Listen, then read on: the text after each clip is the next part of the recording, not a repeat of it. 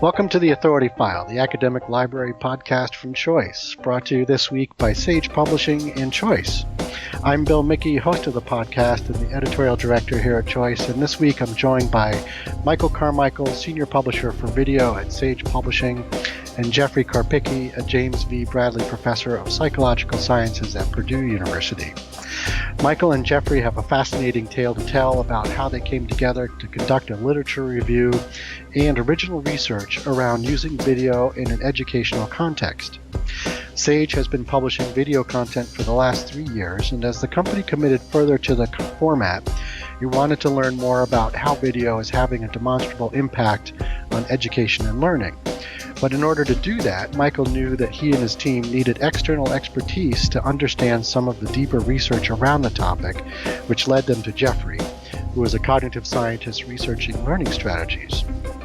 What Michael and Jeffrey found out ended up in a recently published white paper called Assessing the Impact of Educational Video on Student Engagement, Critical Thinking, and Learning, the Current State of Play, which is available now from Sage. In this third of our four-part series, I speak with our two guests about the key takeaways from the research.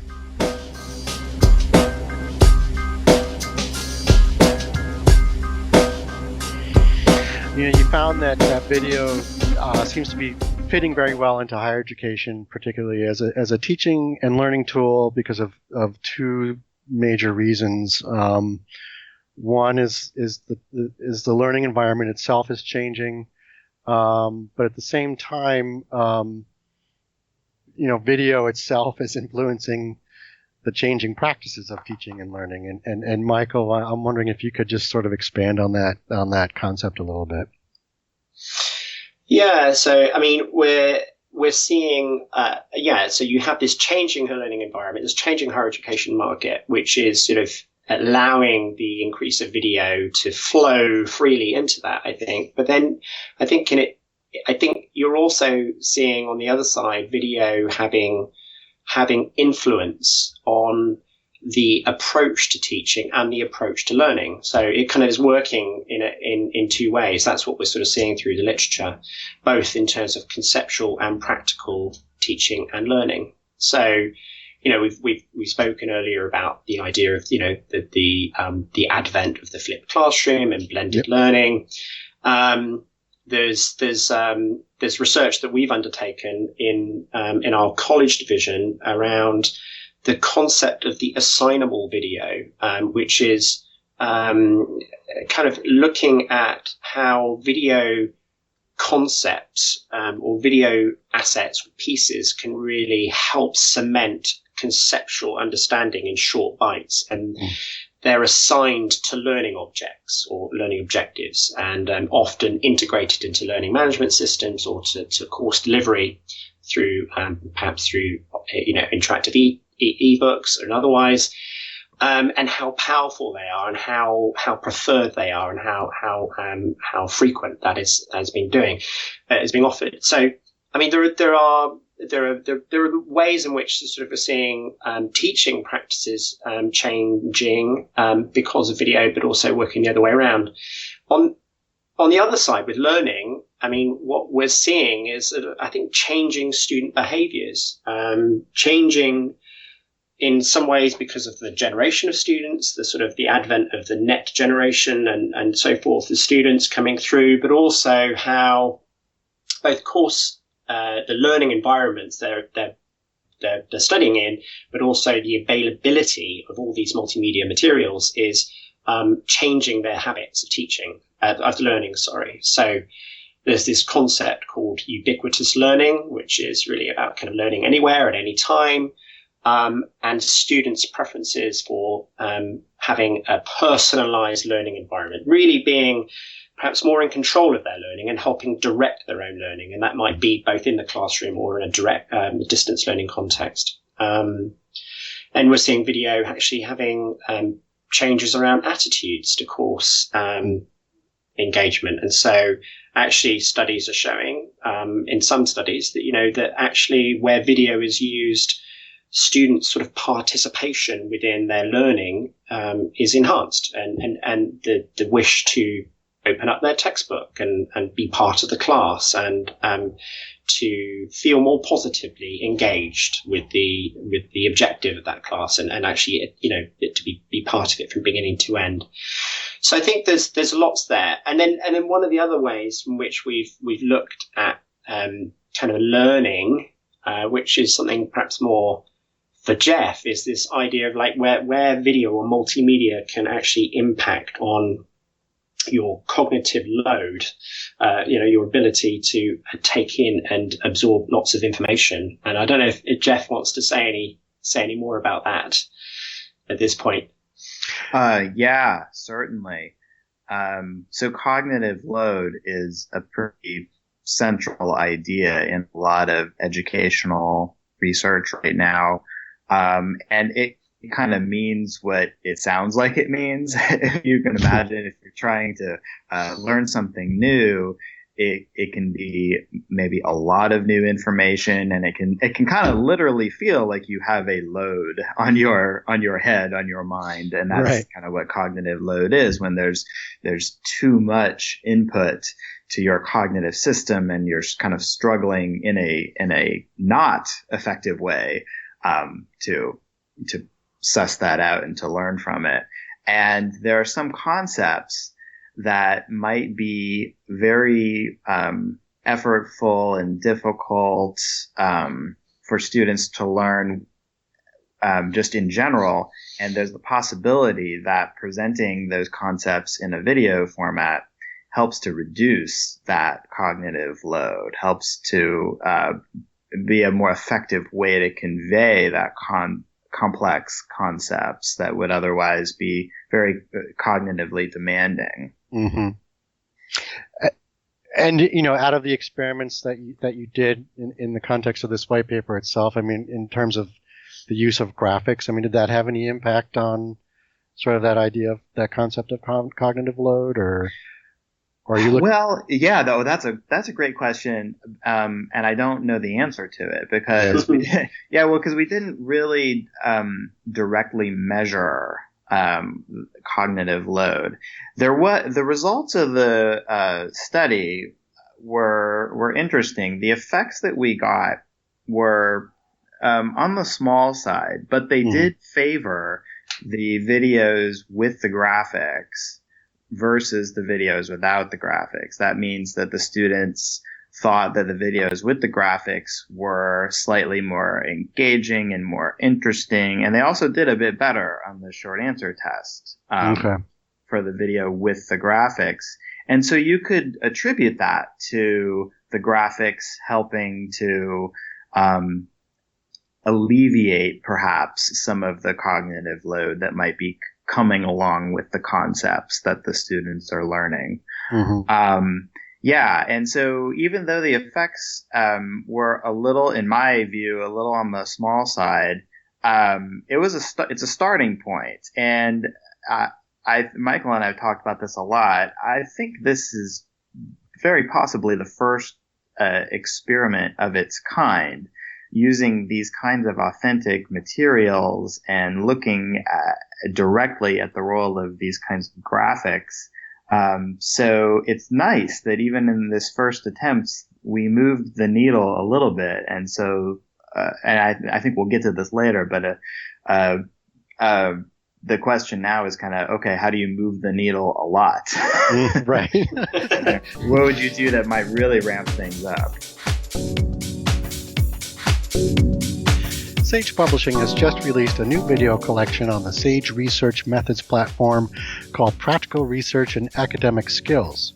These 400 video titles cover the practical skills needed to conduct successful research, including project and time management, writing for publication, and presenting work. There is also an essay writing kit appropriate for anyone learning to write college-level papers, and information on pursuing careers in research. Students looking to continue in academia will find information on building professional networks and presenting at conferences. These tips are presented through engaging videos, which include tutorials and animated videos. Go to sagepub.com to learn more and to find information on free trials.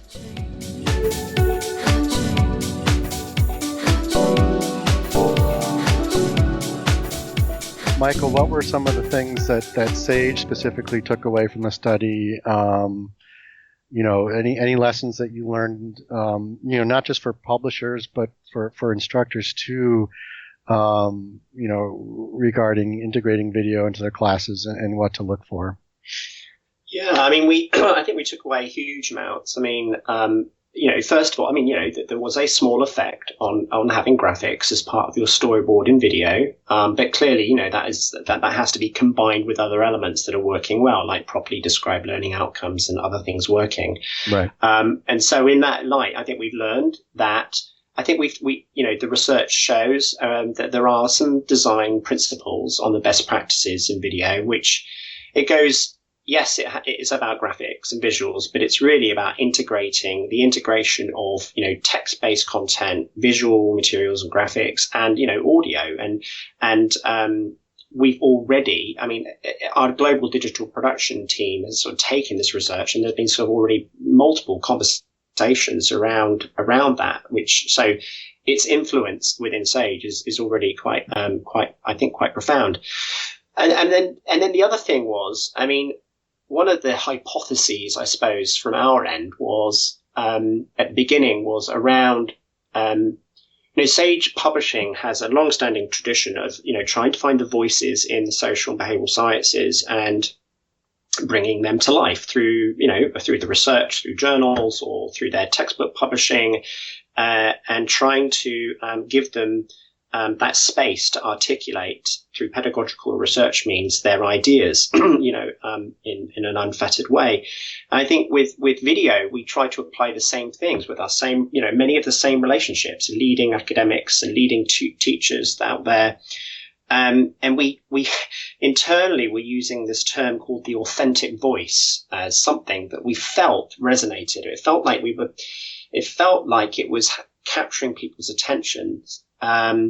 And I think the idea of the fact that people want to see the instructor on screen and that there is this idea of authenticity, of the expert in the video, but what the research shows about their their integration with other materials around them, making that more engaging, was really, really insightful and really, was enlightening. It was fantastic because it doesn't mean we've got all the answers, but it does show, I think, much more around the validity of that sort of the expertise and the voice and the presence of the real expert on film. Right, and I just, Mike, if you could expand on that idea of authentic voice, in terms of what that really means and why it's important. Well, we did dive into the white paper a lot around the instructor's presence, and whether there was research showing that instructors on camera made a difference to students' engagement and integration with their learning. And there's a lot more that we need to kind of look into and examine.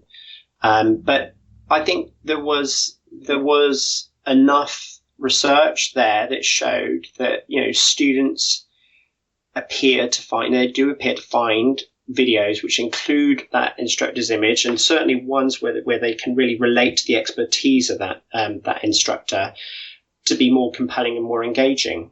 Right. But it has to be done hand in glove with the design principles that Jeff was talking about. So there's this idea that Jeff will be able to talk about more, which is social presence theory, which is sort of really about how the instructor can provide the necessary cues and the necessary pointers through facial expression, and you feeling like you identify with the personality on the camera, on the film, which then has to be combined with all the other elements to work effectively. So you have cognitive load not overcome, not too overbearing, but then you have the right sort of social presence, if you like, of the instructor on film. So that balance is what we find from the research being absolutely necessary, and is a big takeaway for Sage in terms of thinking, and I imagine I hope for other preparers of video, about how you go about designing video of this sort of style. Right, Jeff. I'd be curious to hear what you have to add to that. But also, part B to that is if I could get you to talk a little bit about the experiment and the research that you guys did, and maybe step out of that box and talk about it from a perspective of just as a faculty person. I mean, what what are your thoughts on the research that you've seen so far, and how this may or may not help you as an instructor yourself? Yeah, I was going to add earlier when Michael was commenting that I can say, like, I have firsthand experience here as a professor at Purdue, seeing how video even the past, I've been at Purdue for 10 years, over the past 10 years, the presence of video on my campus in classrooms has changed dramatically. Right. And in fact, the introductory psychology class that we offer in my department is now a hybrid class where students view videotaped lectures and participate in weekly recitations where they're discussing topics. And that is a totally different model from how things were a decade ago when I showed up at Purdue University. Right. And that's just one example in my own department. I know a lot of faculty members, a lot of colleagues of mine who are interested in experimenting with their pedagogy and trying new things out. And a lot of them are trying out creating their own videos. And I know that they want, we brought up the word standards earlier, which sounds kind of rigid to me. They want some, I guess, guidelines, some best practices. Maybe that's also a little too firm, but yeah, some kind of like ideas about, hey, here's something that's an evidence-based idea or an evidence-based practice, that if you incorporate this kind of a graphic, this has been shown to be effective. Or if you do the video in this format versus an alternative format, we know that one format is more effective. I think that faculty members who are creating their own content would want that kind of general guidelines about what the evidence says. And I think that our experiment provides an initial starting, certainly for me and for Michael, it provides a nice initial starting point, but it provides an initial starting point in addressing some of those specific questions about how you might go about as an instructor creating your own video that you're going to use in your own class. Right, because I think ultimately instructors themselves are held to a sort of performance standard, I guess, at the end of the day, and they're going to want to know that the tools that they're going to incorporate into their instructions will help them reach those goals and be successful and students as well be successful in their learning efforts. Yeah, I mean, for sure. I think, there are different sort of dynamics going on in different higher education markets. There's sort of in the UK, there's research evaluation framework, and in other countries there are sort of different mechanisms that go on that sort of look at the evaluation of the performance of professors, and Jeff will know more about that than me. But I can remember from my time when I lived in the UK and I was publishing textbooks, just hearing from academics, constantly about the amount of attention on them and how well they were performing both as a teacher and a researcher. And so I think it is a real issue. I think it is a real thing. I mean, standards, best practices, however you want to call it. I think there's a responsibility, I think, that all preparers of material, content, education, otherwise, have to really think about that.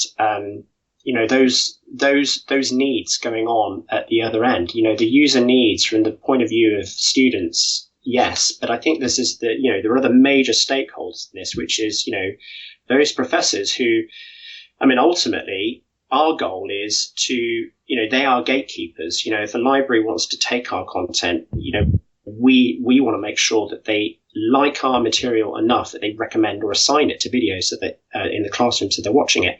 And so in many respects, it's true. They want to know that, their course evaluations will go up, that they're going to get satisfaction responses from their students that will be better, and they'll enjoy their course delivery experience even more. So I do think that these issues have definitely be at the centre of mind as we've been doing this work, but actually also profoundly will be as we go forward from here.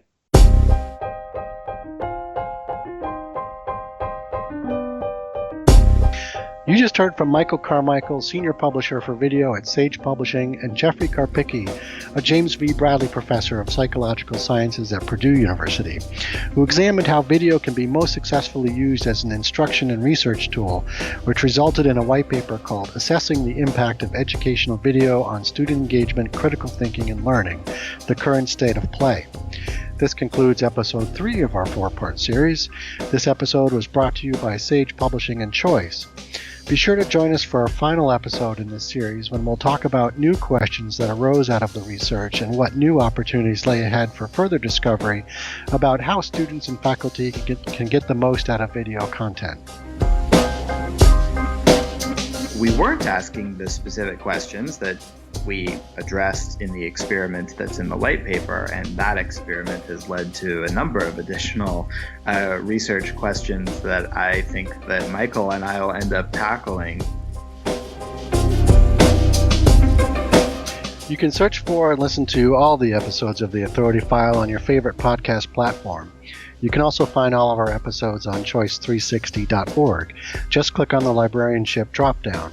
If you like what you hear, please take a moment to give us a review on your favorite podcast app. That's all for this week. Thanks for joining us.